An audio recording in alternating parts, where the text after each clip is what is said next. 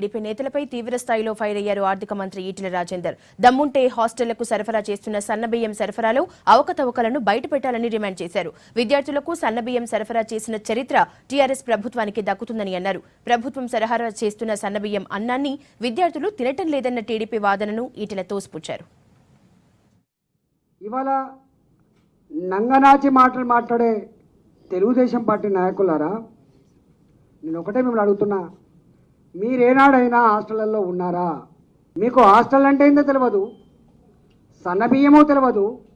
మీ యావా, మీ ధ్యాస, మీ ఆరాటం ఆంధ్ర నాయకుల కాళ్ళ దగ్గర మోకరిల్లి పదవులు కాపాడుకునే ఆరాటం తప్ప, పదవుల కోసం పెదవులు మూసేటువంటి తత్వం తప్ప, సంపాదనే ధ్యేయంగా స్వార్థమే ఎజెండాగా బతికే మీరు వాళ్ళ సన్నబియ్యం గురించి, ప్రభుత్వం గురించి విమర్శించేటువంటి స్థాయికి రావద్దని చెప్పి నేను హెచ్చరిక చేస్తున్నాం.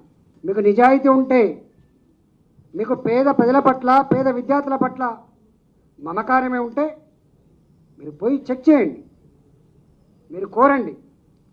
ఫలాని హాస్టల్లో రీసైకిల్ బియ్యం వచ్చినాయి, ఫలాని హాస్టల్లో సన్న బియ్యం జాగాలో దొడ్డు బియ్యం వచ్చినాయి అని సూచన చేసే ప్రయత్నం చేయండి తప్ప నీచమైన సంస్కృతికి ఒడిగట్టకండి, ఖబర్దార్ అని చెప్పి మాట్లాడుతూ ఉన్నాం.